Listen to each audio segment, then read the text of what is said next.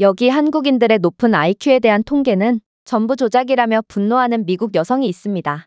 그리고 그녀는 자신이 한국인에 대한 비밀을 낱낱이 파헤치고 오겠다며 서울로 향하는데요. 그런데 그녀는 한국인 할아버지의 행동을 보자마자 3초 만에 경악을 하며 줄행랑을 치고 말았다고 합니다. 그렇다면 그녀는 한국에서 대체 무슨 경험을 했던 것일까요? 안녕하세요. 저는 미국 출신의 알리샤라고 합니다. 저는 미국 대학원 졸업을 앞두고 있고 최근에는 졸업 논문을 작성하게 되어 연구 주제를 설정하고 있었는데요.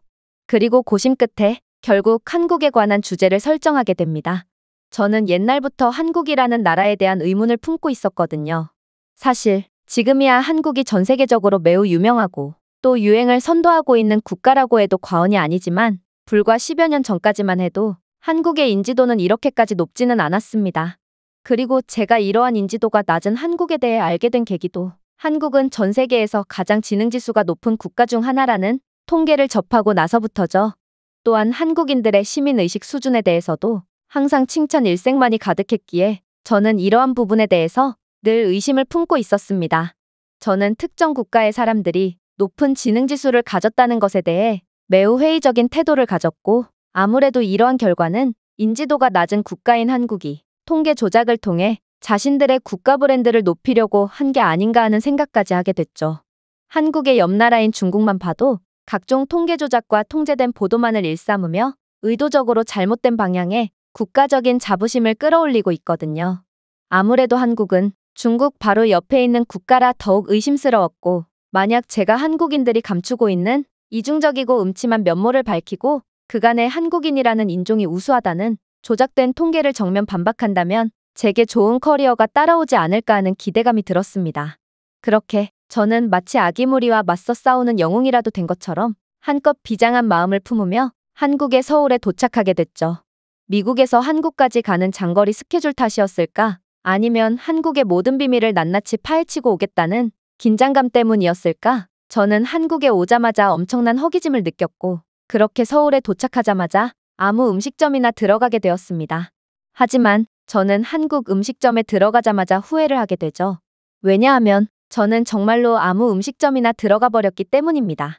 식당에 들어가자마자 저를 반겨준 건 그저 허름한 내부와 영어라곤 하나도 찾아볼 수 없는 메뉴판 뿐이었거든요. 그리고 이곳 식당 주인으로 보이는 할아버지는 도저히 영어를 구사할 수 있을 것 같지 않아 보였습니다. 그야말로 저는 외국인을 받아들일 준비가 안 된 완전히 한국 현지 식당에 들어와 버린 것이죠. 그런데 이 한국인 할아버지는 저를 보고 흠칫 놀라시더니 이내 서툴지만 분명한 영어 발음을 구사하며 저를 반겨주는 거 아니겠어요? 또한 메뉴판을 도저히 읽지 못하는 저를 위해 대략적인 메뉴를 설명해 주시기까지 하더라고요. 저는 이러한 상황 자체가 매우 낯설어서 어리둥절할 뿐이었습니다. 일단 나이가 지긋한 노인이 외국어를 구사할 수 있다는 점에도 놀랐지만 아무리 제가 외국인이라고 해도 이렇게까지 친절하게 응대해주는 건 기대조차 안 했거든요. 미국에서는 노인은커녕 젊은이들조차 별도의 외국어를 구사할 줄 모를 뿐더러 식당에서도 외국인이라고 관용을 베풀어주는 경우는 찾아볼 수 없거든요. 이들은 그저 분명 메뉴판에 멀쩡히 영어로 적혀 있는데 왜 못 알아보는 거야? 여긴 미국인데 미국이 영어를 사용하는 국가인 것을 모르고 온 거야? 아무튼 네가 외국인이든 뭐든 내가 너 하나만을 위해 입 아프게 따로 설명할 의무는 없으니 알아서 번역하거나 아무 메뉴나 주문하도록 해. 라는 태도로 대가 없는 호의 따위는 절대로 베풀어주지 않죠. 그러나 한국의 경우는 개인주의적인 미국과는 전혀 달랐고 저는 한국의 이러한 호의적인 분위기에 마음이 따뜻해짐을 느꼈습니다. 나중에 한국인 할아버지께 여쭤보니 한국에서는 각종 복지 프로그램으로 주민센터 등에서 노인 무료 영어 강의를 수강할 수 있다고 했는데요. 또한 한국의 노인들은 배움에는 나이가 없다는 모험적인 태도로 삶을 살기 때문에 이러한 무료 복지 프로그램을 이용하며 사람들과의 교류와 지식을 동시에 챙기곤 한다고 하더라고요. 이건 은퇴 후에 맥주와 함께 소파에 누워 일어날 생각을 안 하는 게으른 미국 노인들과는 완전히 다른 모습이었고 어쩌면 제가 한국에 대해 완전히 헛다리를 짚은 것일 수도 있겠다고 생각했습니다. 그러나 저는 곧이어 또 다른 충격적인 경험을 하게 되죠. 자세히 보니 한국의 식당에는 점원을 직접 부르지 않아도 되게끔 호출벨이 설치되어 있었으며 테이블 옆에 별도의 수납함에는 식기류와 휴지, 그리고 물티슈까지 전부 구비되어 있었거든요. 심지어 할아버지는 무료로 생수까지 내오시며 물이 더 필요하면 언제든지 냉장고에서 꺼내가라는 친절한 말씀까지 해주셨는데요. 저는 이러한 훌륭한 시스템은 그 어디에서도 본 적이 없었기에 그저 얼이 빠질 뿐이었습니다. 미국의 식당에서는 생수나 물티슈는 유료 서비스로 취급되며 직접 돈을 주고 구매해야 하는데요. 그리고 식기류 같은 경우도 처음에 점원이 제공하는 것을 떨어뜨리기라도 한다면 별도의 팁을 주고 또 다른 식기류를 요구해야 하는 게 일반적이거든요. 그러나 한국은 이러한 기발한 아이디어를 통해 점원의 노동을 최소화하고 있었으며 손님 입장에서도 매우 환영받는 기분이 들게끔 서비스하고 있더라고요. 저는 이러한 천재적인 한국의 식당 모습에 그동안의 제 미국에서의 원시적인 생활이 한심하다고까지 느껴졌고, 한국인들은 정말로 세계에서 가장 높은 지능지수를 가진 사람들이 맞을지도 모르겠다는 생각이 들었습니다. 그렇게 저는 호불호가 전혀 갈릴 것 같지 않은 한국의 완벽한 순두부찌개를 맛보게 되었고, 이내 만족스러움을 느끼며 계산을 하려고 했죠. 그런데 저는 할아버지께 현금을 내밈과 동시에 정말 경악을 할 수밖에 없는 경험을 하게 되었습니다. 순두부찌개는 6,500원이었기에 저는 일단 10,000원짜리 지폐 한 장을 건넸는데요. 그런데 할아버지는 아까 막걸리를 주문하지 않았냐며 막걸리는 4,500원이니 1,000원짜리 지폐 한 장을 더 달라고 요구하시더라고요. 저는 그의 말을 이해할 수가 없었습니다. 일단 제가 10,000원을 냈으니 3,500원을 거슬러 주는 게 먼저라고 생각했거든요. 그래서 저는 할아버지께 일단 3,500원을 거슬러 받고 그 다음 막걸리에 대한 금액을 지불하는 게 맞지 않냐며 제게 왜 1,000원을 요구했는지 물어봤습니다. 미국에서는 한국 같은 계산법은 절대로 찾아볼 수 없거든요. 그러자 할아버지께서는 조금 당황하시더니 순두부찌개 6,500원에 막걸리 4,500원을 더하면 11,000원이 아니냐며 아까 제가 10,000원을 지불했으니 1,000원을 추가적으로 지불한다면 거래를 2번 하는 번거로움을 피할 수 있다고 말하더군요. 저는 할아버지가 대체 무슨 말을 하는 건지 도저히 납득할 수가 없었습니다. 5자릿수 계산을 이렇게나 빨리 하는 건 정말 말이 안 됐거든요. 저희 동네에 20년 경력의 마트캐셔 아주머니도 거스름돈을 줄 때면 지폐를 한 장씩 일일이 세곤 하고 매우 신중하게 거스름돈을 지불하는데요. 수학자가 아닌 이상 5자릿수 암산을 완벽하게 수행하는 건 불가능한 일이기 때문입니다. 저는 순간 할아버지가 제가 외국인이라는 이유로 사기를 치려는 건가 싶어 약간의 의심스러운 감정이 들었고, 이내 계산기를 켜서 직접 확인해 봐야겠다고 생각했습니다. 그런데 그때 옆에서 저희의 대화를 지켜보던 한국인 여자 손님이 자신의 휴대폰 계산기를 통한 계산 결과를 보여주면서 할아버지의 계산이 맞다고 말해주는 거 아니겠어요? 저는 그녀가 보여준 계산 과정을 보고 경악을 금치 못하고 말았습니다.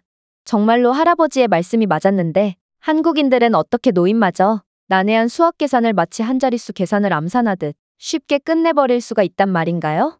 저는 순간 한국인들은 정말로 천재가 맞았구나 싶은 생각이 들면서 한편으로는 남에게 당연하다는 듯 도움을 주는 착한 한국인들을 의심했다는 생각에 엄청난 부끄러움이 들었습니다. 그래서 1,000원을 추가적으로 건네고 도망치듯 식당을 빠져나가려고 했죠. 주인 할아버지께서는 그런 저를 보고 식당 입구에 있는 무료 사탕과 커피도 먹고 가라며 저를 끝까지 챙겨주셨지만 그러한 할아버지의 호의는 저를 더욱 비참하게 만들 뿐이었습니다. 그렇게 저는 한국에 대해 여러 복잡한 감정을 느끼며 인사동의 전통문화거리에 가기 위해 지하철로 이동했습니다. 그리고 저는 한국 지하철에서 승강장까지 내려가기도 전에 엄청난 충격을 받고 말았죠. 왜냐하면 이곳에는 옷을 판매하는 가게부터 빵이나 커피 등을 판매하는 가게까지 정말 없는 것이 없는 모습을 보여주고 있었거든요. 그 중에서도 제가 가장 놀랐던 건 바로 야외 진열대였습니다. 지하철 내부의 지하상가들은 하나같이 야외에 물건들을 진열해두고 있었음에도 불구하고 한국인들 중 그러한 물건을 훔쳐가려는 사람들은 단 한 명도 볼 수가 없었거든요. 현재 미국은 소에게 물건을 절도하는 것 정도로는 형사처벌을 받지 않게 하는 법안이 제정됨에 따라 도적대들이 가게의 모든 물건들을 약탈하고 있는 게 현실이고, 따라서 야외 가판대 따위는 치안이 좋은 부자 동네에서도 찾아볼 수 없는데요. 그러나 어떻게 한국은 치안 사각지대라고 불리는 지하철에서 마저 엄청난 질서와 높은 시민의식을 보여주고 있는 건지 저는 그저 어안이 벙벙해질 따름이었습니다. 하지만 이건 그저 약과일 뿐이었습니다. 저는 지하철 승강장으로 내려감과 동시에 도저히 믿지 못할 광경을 목격하게 되었거든요. 왜냐하면 지하철 승강장 곳곳에는 초등학생쯤 되어 보이는 한국인 아이들이 보호자도 없이 혼자 지하철을 기다리고 있었거든요. 이건 도저히 말이 안 되는 장면이었습니다. 일단 초등학생 아이가 복잡한 지하철의 시스템을 이해하고 혼자 이용한다는 것도 말이 안 됐지만 미국의 지하철에서는 사회적으로 불만이 있는 사람들이 여자나 아이들을 상대로 이유 없이 지하철 선로에 밀어버리는 사고가 너무나도 많이 일어나고 있거든요. 그래서 미국 내에는 지하철이나 공공장소에서 아이를 혼자 두지 말라는 별도의 법까지 제정된 상황이죠. 그런데 어떻게 한국에서는 아이들이 당연하다는 듯 혼자 돌아다닐 수가 있단 말이며 이를 본 한국인들도 별 대수롭지 않게 여길 수가 있단 말인가요? 이러한 제 황당한 감정도 잠시 저는 곧 한국의 엄청난 비밀을 깨닫고 다시 한번 머리를 감싸줄 수밖에 없었는데요.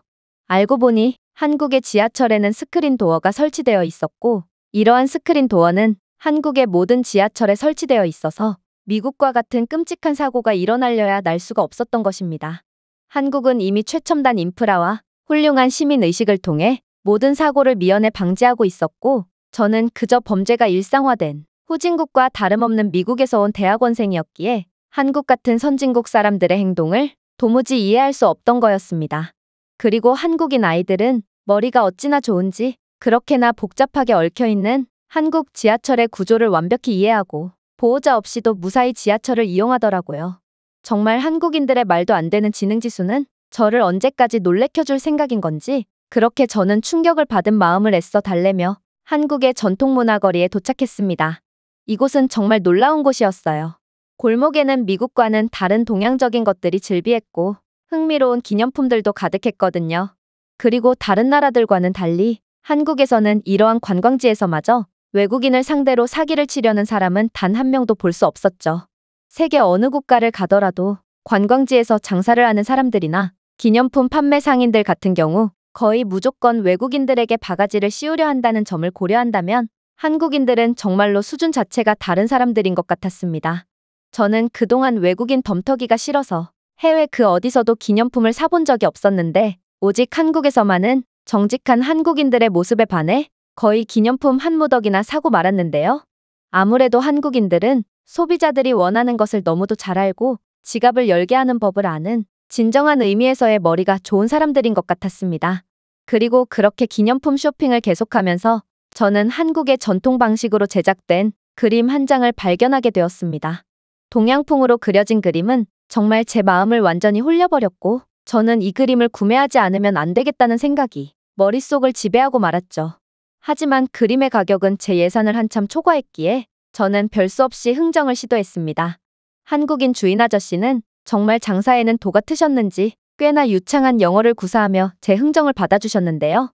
사실 저는 미국에서도 꽤 흥정을 잘하는 편에 속하지만 이런 끈질긴 저라도 수십 년 장사 경력에 노련한 한국인 아저씨를 이기기에는 역부족이었습니다.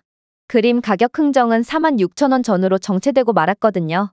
솔직히 몇백 원쯤은 서로가 충분히 양보할 수 있는 금액이었지만 저희의 협상은 이제 돈 문제가 아닌 자존심 싸움으로까지 치닫고 말았고 결국 몇백 원이라는 매우 작은 단위까지 부르며 그야말로 진흙탕 싸움을 하고 말았죠.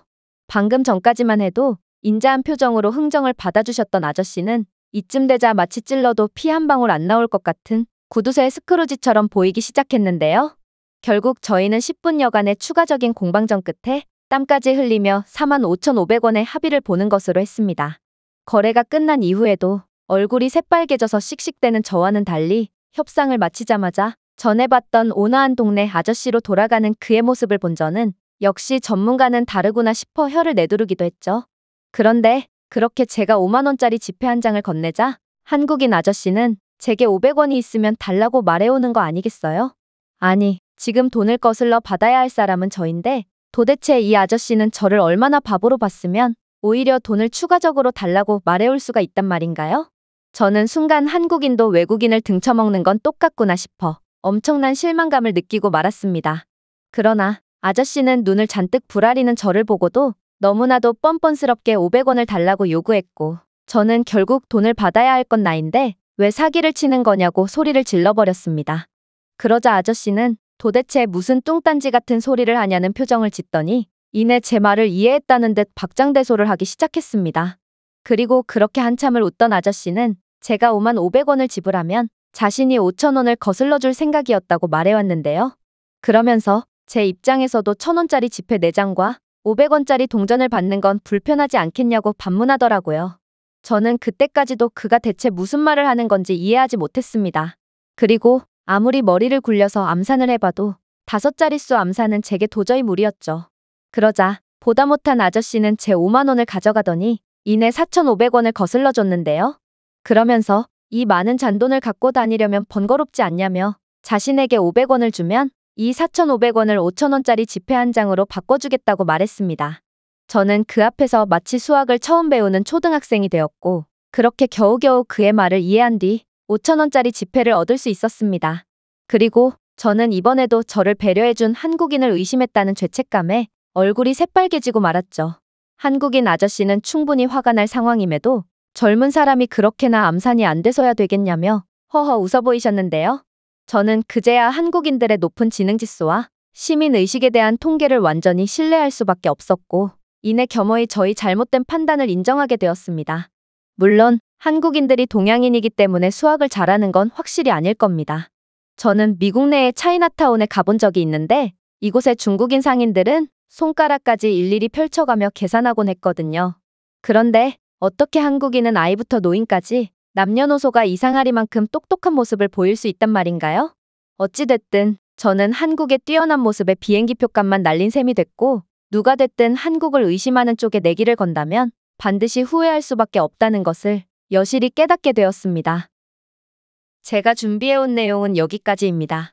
끝까지 시청해주셔서 진심으로 감사드리며 여러분들의 구독과 좋아요, 알림 설정은 영상 제작에 큰 힘이 됩니다. 이상 세모튜브였습니다.